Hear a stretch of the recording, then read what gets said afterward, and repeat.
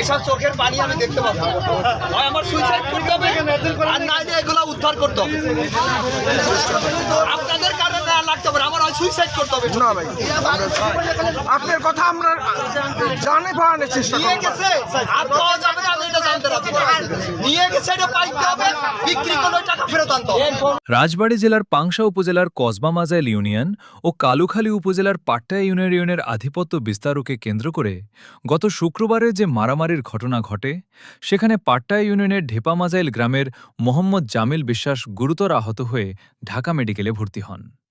চিকিৎসাধীন অবস্থায় তার মৃত্যু ঘটে। তার মৃত্যুর সংবাদ চারিদিকে ছড়িয়ে পড়লে ঢেপা মাজাইল গ্রামের লোকজন কসবা মাজাইল ইউনিয়নের বাংলাট গ্রামের অর্ধশতাধিক বাড়ি ভাঙচুর ও অগ্নিসংযোগ ঘটায় এবং গবাদি পশু গরু ছাগল মহিষ ইত্যাদি লুট করে নিয়ে যায়। ভুক্তভোগীদের কাছে জানতে চাইলে তারা সাংবাদিকদের জানায় তাদের বাড়ির সকল আসবাবপত্র থেকে শুরু করে স্বর্ণালঙ্কার fridge TV rice cooker pressure cooker সহ যাবতীয় ব্যবহার সামগ্রী লুট করে নিয়ে চলে যায়। মারামারির ৭ দিন হওয়ার পরেও আজও পুরুষশূন্য রয়েছে কয়েকটি গ্রাম।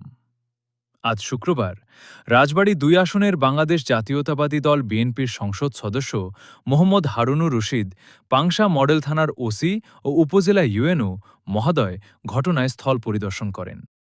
রাজবাড়ী ২ আসনের সংসদ সদস্য মোহাম্মদ হারুনুর রশিদ ক্ষতিগ্রস্ত লোকদেরকে বলেন,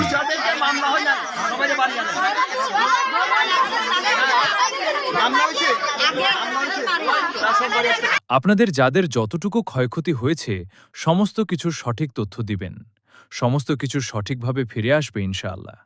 আর যাদের নামে থানায় কোনো অভিযোগ হয়নি তারা আর বাইরে না থেকে নিজ নিজ বাড়িতে অবস্থান করুন।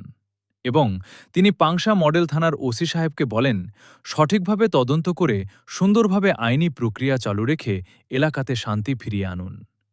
এছাড়াও সংসদ সদস্য হারুনুর রশিদ বলেন, কসবা মাজাইল ইউনিয়নের বাংলাট গ্রামে যে সমস্ত বাড়িতে যে সকল ক্ষয়ক্ষতি হয়েছে একটি কমিটি গঠন করে তাদের সঠিক তথ্য নিয়ে তার কাছে জমা দিতে এবং তিনি যথাযথ সমস্যার সমাধান করবেন।